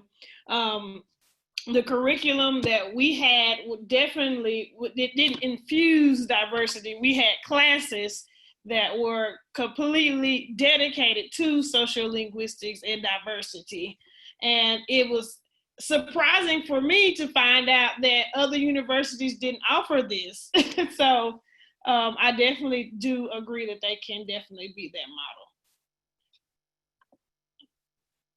I think we were looking for a response from Dr. Munoz. Valerie, do you want to go first since you've been in the HSI? We're just starting to talk about it. I'll add to what you want to say. Does that sound good? No, but I'll go. I'll go. So I used to work at one point in my career. I worked at a Hispanic serving institution, and that is where 25% of the student body is Hispanic. And so at that particular institution where I worked, our program was a graduate only program. We did not have an undergraduate program. We did have the prerequisite, offered the undergraduate prerequisite courses. And so although we were a Hispanic serving institution, the graduate students in the program didn't represent that. There was a very small number during my time there of minority students in general, and probably even, I don't know, I could probably count on the 10 years I was there, I could probably count on maybe both hands how many minority students that came through the program. So it's kind of like it's nice to have that label, but it's not being, again, I was talking about the pipeline. There's something wrong when you're at an institution that is supposed to serve a particular population, a minority population, a marginalized population, and that population is not being nurtured.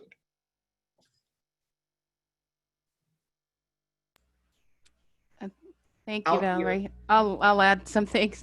That's a good intro. I think one thing we're just starting to talk about, we've got a subgroup that's talking about seeking HSI designation. And I think a key thing I'm struggling with is the difference between Hispanic enrolling, because that's really what they're talking about. It's a numbers game. It's 25% with a certain number of federal grant support for students. There's no expectation of being a Hispanic serving institution, which would be changing what you do to support the success of these Hispanic students. It's just, it really opens you up to grant funding, which could benefit Hispanic students, but doesn't have to. Once you get that money, it can go anywhere and it can benefit anyone. So it's not really the same cultural kind of support that Brandi was talking about at the HBCUs. They vary tremendously in terms of what they're really doing as Hispanic serving institutions.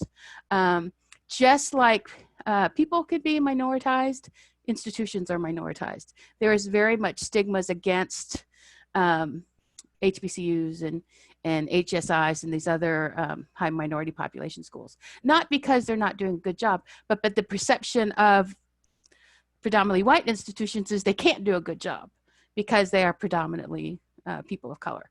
And so those are some, I wouldn't trust an HSI to be an HSI unless I looked into what it was doing.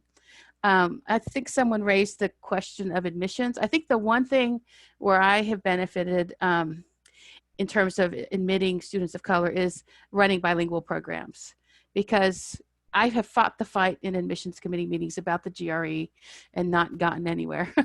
But with a bilingual program, I can say, this is our criteria, and I can prioritize someone who speaks another language. I can prioritize cultural experience above the GRE, which has allowed me to help enroll a lot of Hispanic students. I have not taught very many Black students, and that bothers me because I don't know where they're going. I don't know why they're not there. But at least with the bilingual programs, I have a rationale for saying we're going to put these 4 things above consideration of the GRE in the admissions process. And that makes a huge difference.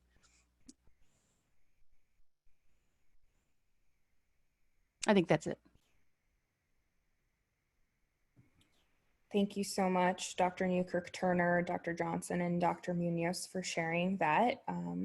I know that I'm learning a lot from this, and I want to rewatch this to hear it again, to understand really about MSI institutions. And Tamala, should we hop over to the next polls? I think we should. Yeah, let's get the audience. Yeah, let's get some attendee. Okay, so our next question is about diversity and treatment. So do you think that the lack of diversity of CSD fields impacts the treatment of our diverse students, clients, and patients? Can I just say right now, while folks are filling this out, this one is very important to me because I've been in the field as a practicing clinician for 6 years now, so not as long as many of you who are on our panel as well as attendees.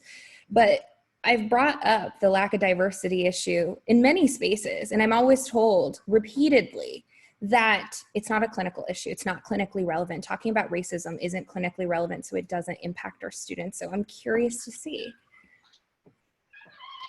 Well, we have an overwhelming percent of our attendees. 98% says yes. The chat, yes, absolutely. That's just, wow. Who said it's not clinically relevant? Yikes. So awesome. Should we go on to the next one before? Yeah, and then we'll let our panelists chime in. So this is one where you can select your answers. How did your program teach linguistic diversity considerations for racially minoritized populations? Mandatory full course for all students, optional elective full course, a single lecture or event during the program, none of the above, faculty fused it in all courses, or none of the above, it was not covered at all. So this is interesting to see because we have a very diverse group of individuals from institutions across the nation. So far, we've got 65% that completed it. Let's try to aim for higher than 85.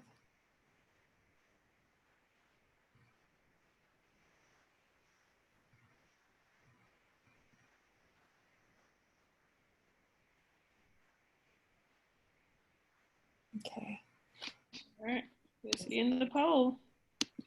Okay, so 33% is very divided on this one. Mandatory full course for all students, 17 optional elective course, single event or lecture, 20% people chose that answer.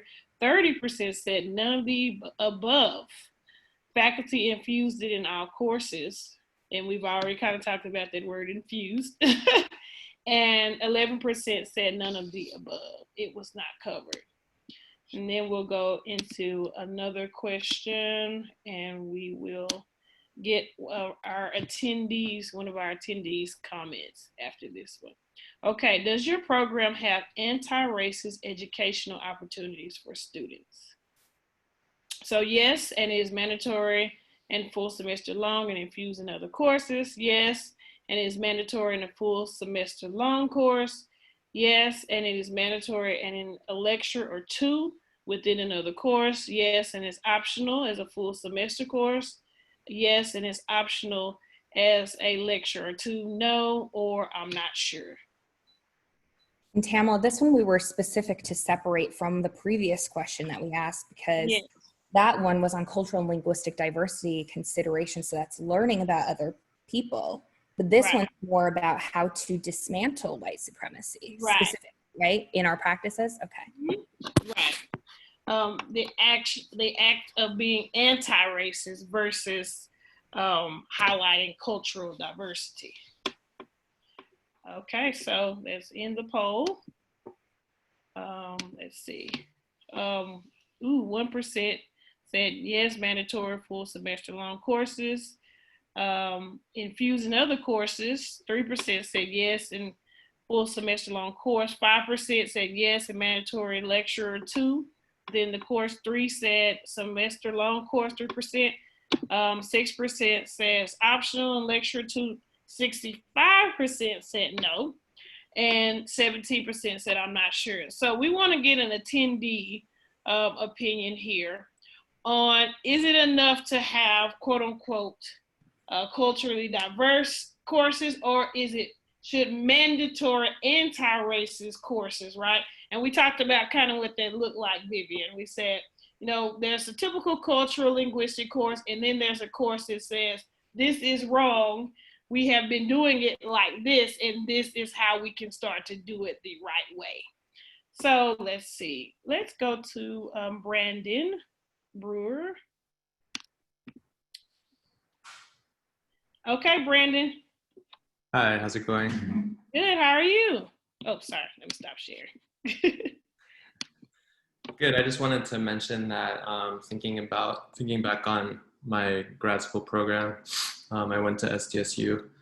And one of the things that I kind of had to learn on the job was advocating for students, and specifically underrepresented students.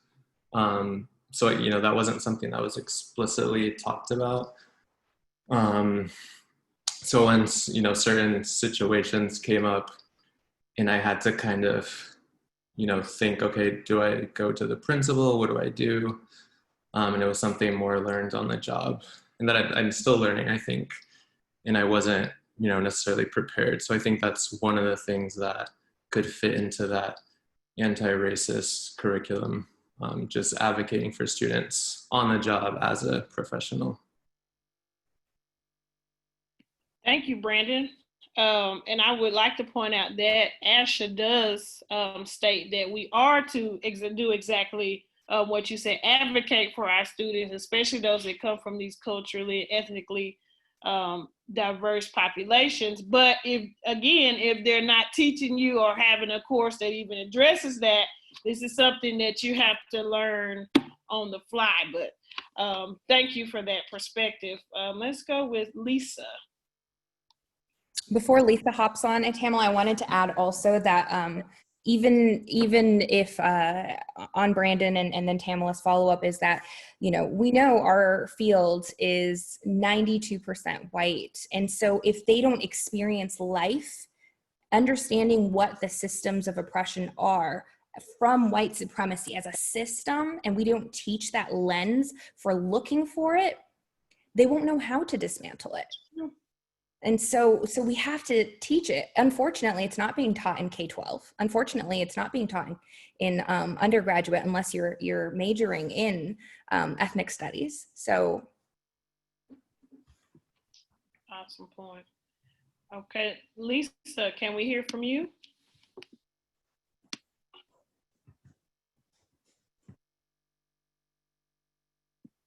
Okay, Lisa. Are you there? Okay, not sure if Lisa's there. All right. Not sure how to pronounce your name. Is it Ty?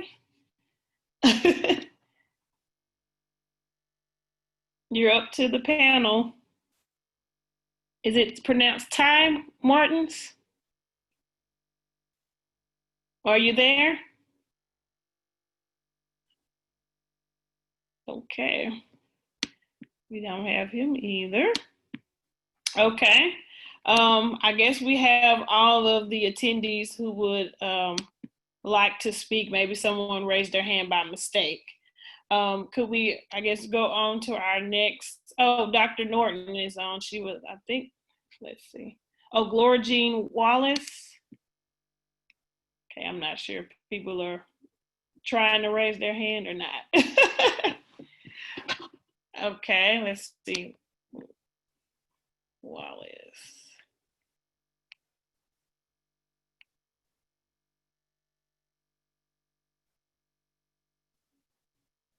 Okay, I think I lost her. Okay, I'm not sure if people are actually trying to raise their hand because they keep going up and down. So, Viv, can you see it on your end?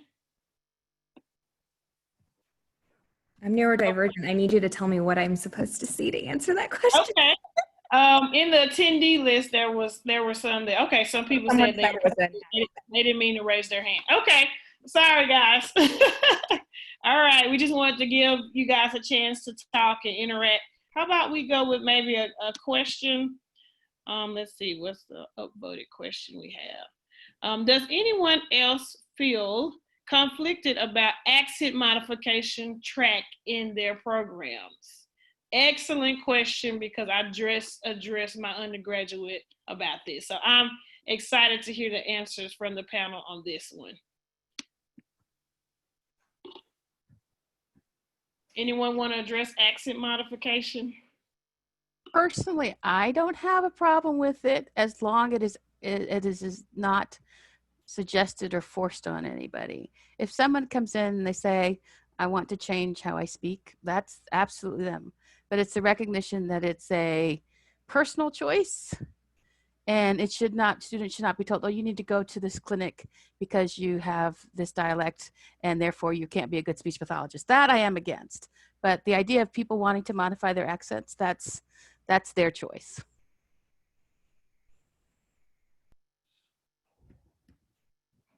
I could definitely speak from personal experience that a lot of times when I do see accent modification as a person who was a victim of it being forced, I would say that is a racist practice that acts under the guise of accent modification. And I have challenged that, like I said, in my personal experience recently with my undergraduate program. So I kind of, when I see that and I saw that question, I think a lot of times they do say that it's elective, but is it really elective?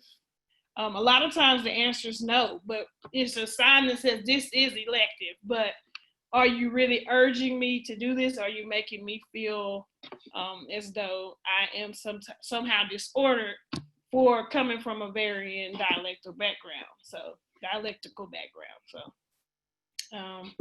and someone said we should be advocating for culture to change, though, not for people to feel like they need to modify their accents to fit cultural expectations. So I would ask this question. Oh, I'm sorry.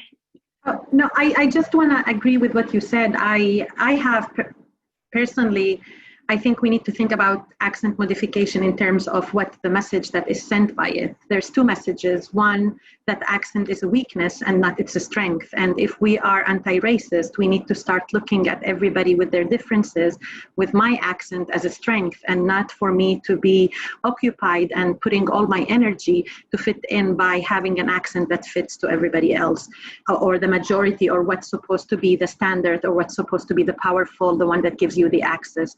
A lot of the accent modification therapy is coming from a perspective of access, that in order to get access and power, you need to be associated and you need to be affiliated with the accent of power and access. And for that, I am very resistant of the whole idea. The second part is starting with what we started, is that, you know, by saying it, we're really disconnecting everything that comes out of our mouth from what the society that we're living in and all the social constructs that are making our experiences. So nobody is telling somebody with British accent to go for accent modification. And are we asking ourselves, why is that? Because that is telling us that the whole idea of accent modification is more than just what's coming out of your mouth. It's more about how you're perceived because of what's coming out of your mouth, how your doors are going to be open to you or not going to be open to you because you are having that accent. And I personally think that if anybody thinks about communication as a human right, then it has to be communication the way you're comfortable.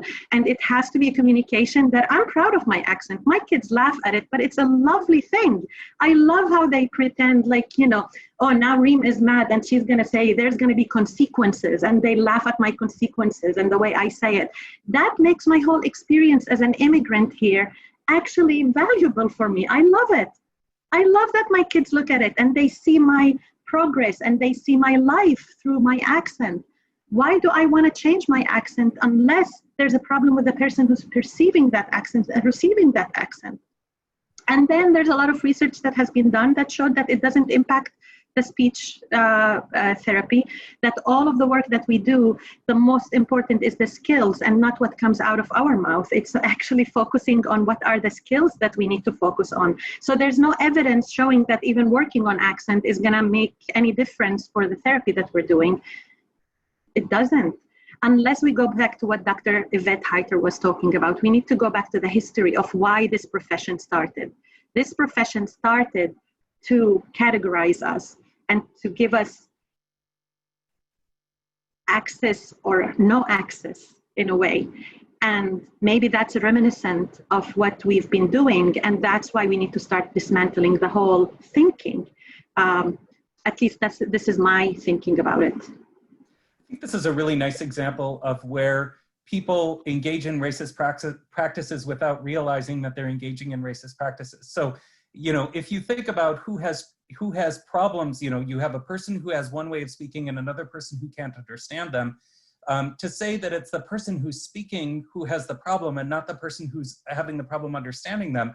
I mean, it's just taken for granted that if we identify somebody as having an accent, then the communication, whatever communication breakdown occurs, it's on the person with the accent to fix their accent, rather than saying it's on the person who's having difficulty perceiving them, learning to have more flexible ears. I mean, if we think about what it means to thrive in a global society like the one that we live in, being able to flexibly perceive different varieties of language is much more important than another person conforming to an artificial standard, particularly when the artificial standard is selectively, you know, when the people who are told to conform to that standard are the ones who are in racialized and minoritized groups. So I think this is just a really good bellwether for people's thinking, like, you know, sort of the kind of implicit racism people have. People probably think this is super objective to think about accent modification, but it's actually a perfect example where racism sits in the little cracks and festers. Dr. Yvette Heiter, I saw you raising your hand. Yeah, I just want to jump in here. There's Rosina Lippy Green has a book, and I can't, for the life of me, I can't recall the name of the book, but in there she English with an accent. It's about to be revised, and a guy named Kevin McGowan is revising it with her. So it's going to come out this year, and it's going to be great that it's getting revised. Right, and so it's called English with an Accent, and she talks about in there how whether or not someone understands a person talking with an accent, because we all have one. You know, this is probably news, but we all have an accent. So when a person is, you know, makes the comment, well, I just can't understand what they're saying, or you need to talk a different way, that really is about power. That is not about someone's inability to hear, but two people are part of have a communication contract, and they say, you know, both people engaged in a conversation have the responsibility to uphold their end of the contract. The speaker to speak, you know, to say what it is that's on the mind, and the listener to make an effort to understand what the speaker is saying. But what happens often, and when there's unequal power relations between people who are engaged in communication, the person perceived to have the accent needs to change the way that they communicate so that the person with supposedly the more power, the person who speaks your general American English dialect, supposedly in this culture, then they don't have to uphold their the communication contract. So it's really about power and determining which languages are, or which ways of talking are acceptable and which ways aren't. And I just have to stick this one thing in when we were talking about like looking at history. I do want to mention that Merchant Pillay and Harsha Kathar, who are living, I believe, in South Africa, but they write a lot about coloniality. And the field of speech language pathology also emerged then, you know, in a time of imperialism, or it has this veil of maybe it's not a veil, it's overt structure of being imperialist and colonialism. And so the vestiges of colonialism and imperialism still live on in the way people think about communication. So who speaks correct, you know, the right English? Who speaks correctly? Who I've heard faculty members in my past say, well, she looks like she would have been a good speech language pathologist. What does a good speech language pathologist look like? You know, so all these vestiges of colonialism about how people are supposed to speak, dress, and look have flowed over into our field. And so Merchant Pillay and Harsha Kathar write a lot about this coloniality, these vestiges of colonialism that live on in the way that speech language pathology and audiology is practiced every single day.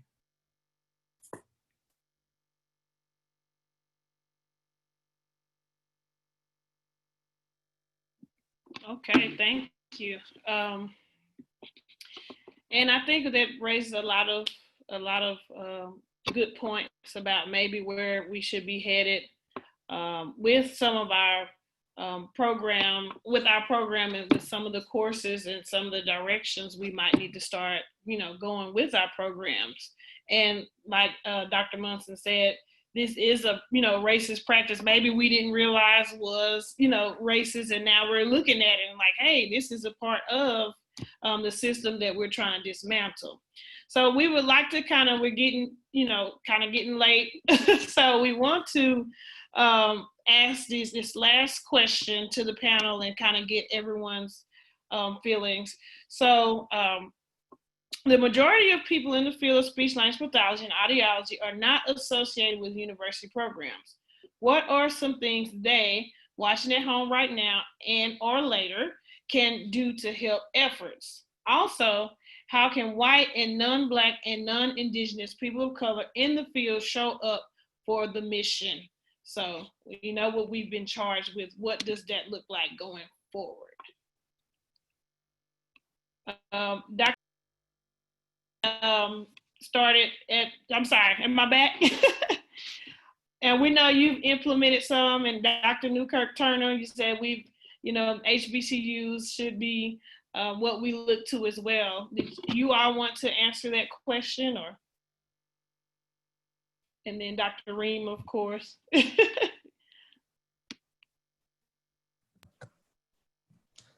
Should I take, oh, Go ahead, Brandi. go ahead, because I was texting, okay. so I missed the question, but I'm gonna be ready after you. All right.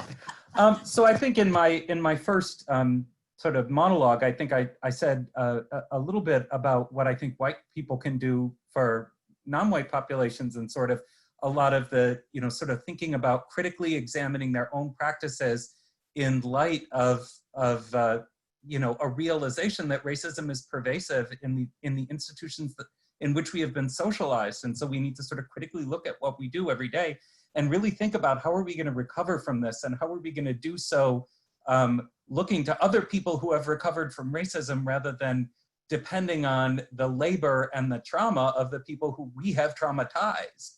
When a person, has a regular addiction and they go into rehab, the person who gives them the treatment there isn't the family that they've terrorized, it's somebody else who's recovered from addiction. And so if you think about racism being something that's sort of insidious like that, it's not the responsibility of Dr. Newkirk-Turner, of Dr. Horton. It's not your responsibility to help me through the other side. So that's the first thing I'd say. The second thing I'd say to the sort of rank and file, to the speech language pathologists working in the community, I guess what I'd say is that this is not a solution that we can legislate from above. So, people in the room here, the many hundreds of people who are in the room here, I think it's not just a matter of going to people in positions like mine and saying, change everything, because we can only change things we can change things as a group, we can change things as a collective.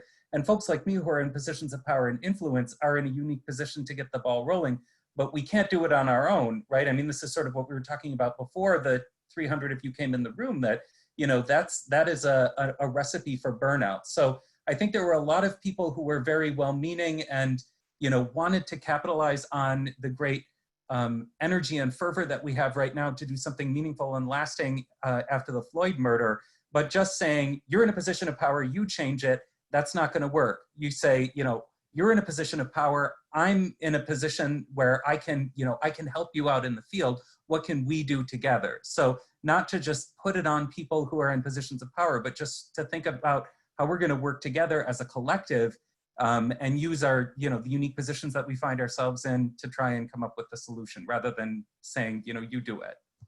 And I'm muted, so I'm done.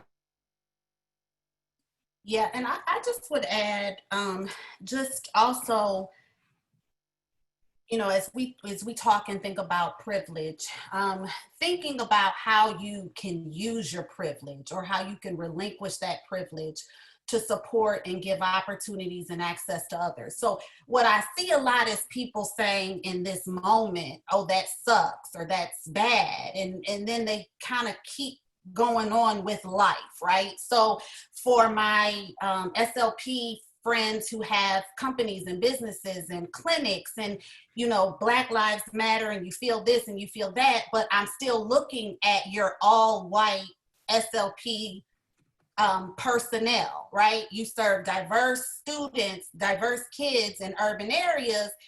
If Black Lives mattered, if you truly understood this moment, then you would begin to do some changes. You would begin to make some changes. So that's one thing. So how can you use your privilege to help others? I think the other thing that we have to be careful here, and I hope I can articulate this appropriately, but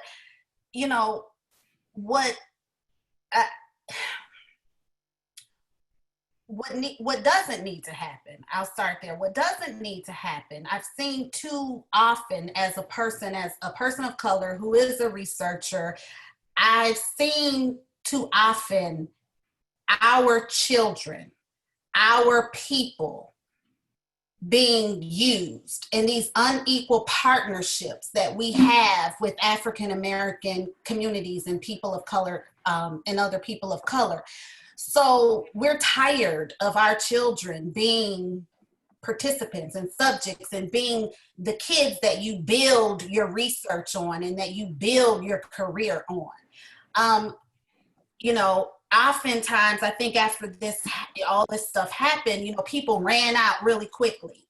How can I be a better mentor? NIH, give me some money, help me to be a better mentor. NSF, help me to be a better mentor. No, how about you tell NIH to give Dr. Newkirk-Turner or some of these professors at HBCUs or some of these other professors of color, how about you tell them to give us money? Give us the things that we have to fight so hard to get. So I need our white allies to not just look at this as what you can get out of it, not to just continue to do what it is that you do while listening and sympathizing and empathizing with us. But I need you to use your power, use your privilege to create greater access and to make this field a better place for all people. I want to direct this to anyone who has the ear of a program director or department chair.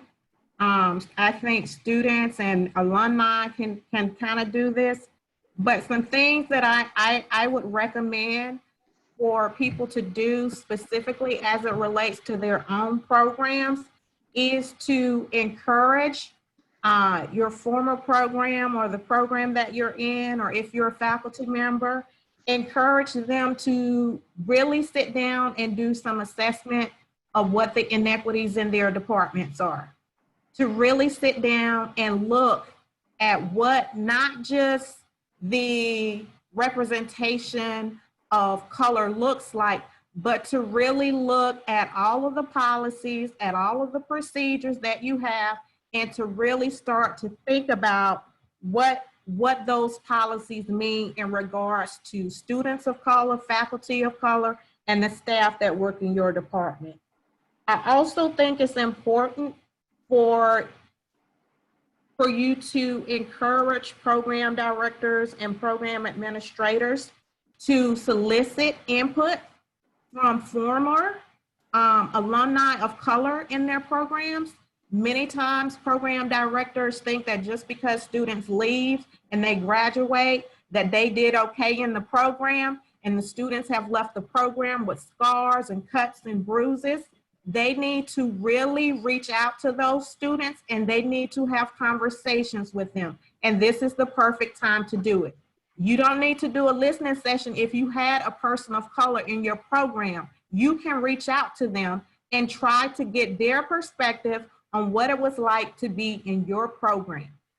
The third thing I would recommend that people encourage program directors to do is to really think about how to come up with a strategic plan to address some of these inequities so that we are clearly working on some goals in programs and departments that are being measured on an annual basis.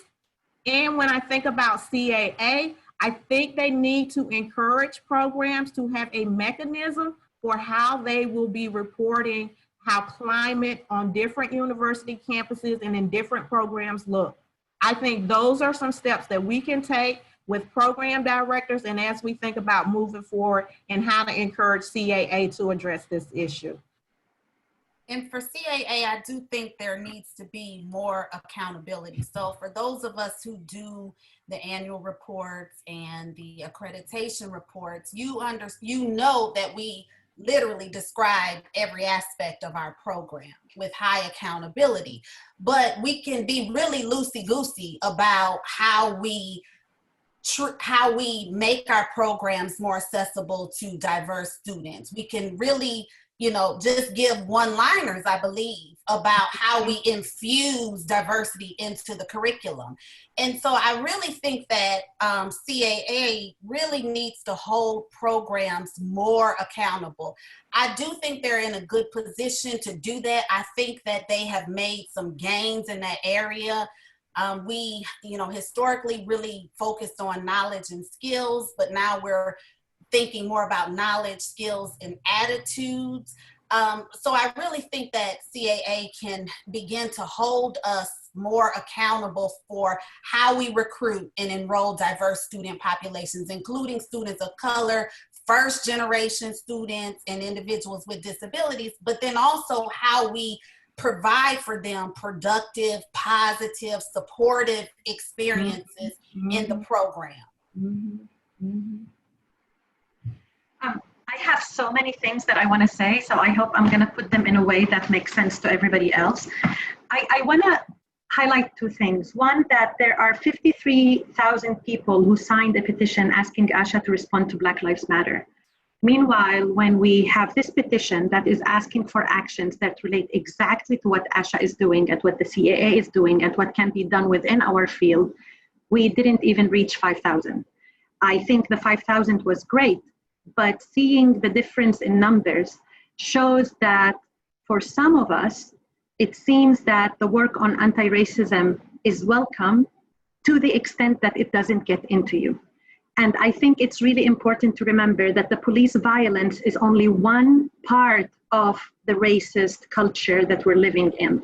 And everything that we discussed here today is part of that culture.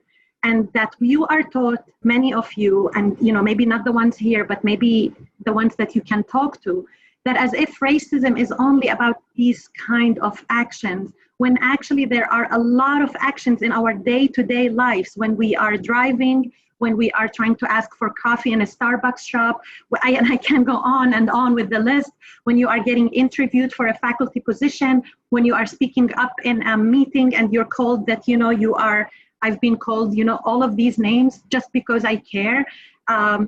These kind of actions are within your community, and I am asking each one of you to demand CAA to respond to us. We sent them the petition, they didn't even bother to respond to us.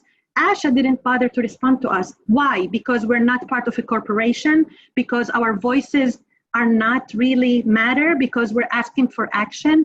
I think what is really important is to remember that one, the police violence is only one part of the system that is working, and it's working inside CSD. And you should start working on yourself and trying to understand how this unearned privilege and the power that comes with it is exhibited in every day-to-day communication and interactions you're having as a student, you're having as a speech pathologist, you're having as somebody that is buying a house, you're having as somebody that is trying to build a family. Every lived experience. And then the other thing to remind everybody that for us, people of color, this is our day-to-day life. And when we see that a lot of people stand up only when there is an extreme case and then you vanish, it makes it so disappointed.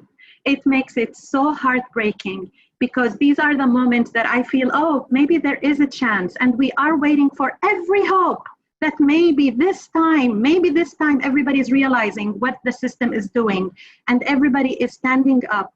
And I'm asking each one of you not to forget until the next killing, until the next time somebody wakes up and says, oh, we have to do something. You already woke up, so why not actually start doing the walk and doing what happens after we wake up, after we discuss the system? So I'm asking each one of you to keep asking for people to join. You can email us. We are, with Dr. Heiter and with everybody else here, we are trying to make it a process that is just the beginning, and we want you to help us. If you want to do anything that you can do, you think can help, tell us. We want to start committees. We want to start understanding more the kind of therapy we're providing, the kind of supervision. There's a lot of things that have been said in the comments that need more studies, need more details. We need to start asking the question about how is ASHA helping us? How is ASHA structured? How is ASHA administered? Why am I paying $350 to be complicit for, I'm complicit at this point with the racist policies, and it's with my money. I'm putting $350 every year. I ask myself, do I want to really pay that money? We need to start asking these questions. So what I'm hoping is that you remember that anti-racism is not only about police violence, it's about every day-to-day lived experiences, including in CSD, and you have a role and you are complicit and you can be part of it without knowing, just like Ben said. And we need to start working on realizing and recognizing what's your role in this system, not only to feel bad for us. The other thing, I don't want anybody's pities. I don't want anybody to feel like they're gonna save me and they're gonna help me get a funding. I don't want that. What I want is, I want something that is based on shared values of respect, shared values of equality, shared values of professionalism. I'm a proud professional of speech pathologist, just like, you know, lawyers, they have this pride on being lawyers because they stand up and they advocate. I feel I have a role to advocate just by being a speech pathologist. So be a speech pathologist. That is our job, and that is part of our job. So I'm asking each one of you to actually not work individually, but work in having a collective. Connect with us, tell us what you can do, and we're gonna start sending messages and pay attention to our messages and share it and help us expand that group that is actually trying to build a movement for real social justice, anti-racist culture and profession, because as Ben said, that's the future of our program and our profession. If we're not gonna do it now, we're really like making sure that we're not gonna be effective and efficient in the work that we're doing. And thank you everybody for being here. That's the first time I had more than 100 participants in something that I shared. And that by itself, for a person of color, is a big deal. Okay, thank you all. We do have, Viv, you dropped a Google Doc in the chat, right? Yeah, so someone just said I accidentally sent two of the same thing. So here I go again. This one is tracking SLP and AUD grad programs' responsiveness to anti-racist actions. If you open it up, it'll say, you know, does the department have a position statement specifying anti-racism? That's written by the department, not by, you know, like copying and pasting someone else's or something like that. Is it on their program website? Was the department contacted to confirm? So I don't really know that one. That one they're gonna have to check in with you, Reem. And then you can link to their statement URL. And then there's another question, is the statement actionable? Did they commit to making a change, or was it just a statement that says, you know, a generic, we're sorry about the recent murders and Black Lives Matter and you matter to me? Or does it say, this is how it impacts our field, these are the changes we are committed to do, this is what we're going to implement at our program? So there's a checkoff for yes or no. And then you can also link to the action plan if they have it. You can check off if there is an alumni petition or a student like or petition, and if there is a petition, link that URL as well and put in notes, as well as an email of a person to contact if there is any alumni association. This was started by SLP this on Instagram, and it was inspired behind the cohesive mobilizing of folks in the psychology sphere. So our colleagues in the related field did mutual mobilizing across the United States in order to tackle this and contact all of the departments to gain large movement. So please use this. I added in a second tab. It's not pretty because I just added it. That has programs that no longer accept GRE scores and programs that are GRE optional. I have opinions on that optional, but I'll save it for private conversations later. But that will be somewhere that you can also collect information to share. The second link that I am that I posted a few times now, and I'll do it one more time. This is for you to put in your name, your city, and your contact information so that you can go in, glance tomorrow morning to see who else is around you that you can get together with to start mobilizing and doing local work in your geographical area, because those programs in your area, that's who's going to feed and provide clinicians that are the future of speech language pathology. So commit to your area, commit to your hometown, commit to your alma maters to do this work. And then I also copied in the email address, Reem, the email address for the CAA task force. Ooh, I lost it. CAA racism @gmail.com. It's CAA anti-racism Anti-racism, yeah, well, CAA, it's racist. Thank you. Sorry. You have to laugh sometimes, you know, we need some healing.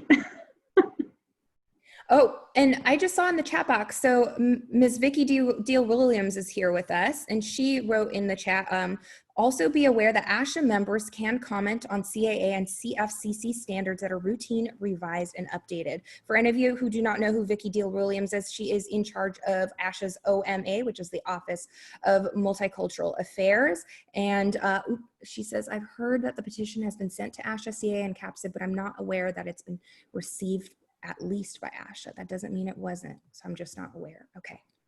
But her advice is that each one of us, all of us, can comment to CAA and CFCC. So we don't have to rely on this petition. We can be sending our own messages too. All right. Okay, well, we have all of these resources that we have access to within the chat. I'm guessing, Viv, maybe you can post on your page tomorrow the 2 Google Docs, and then we can post them as well as the task force email.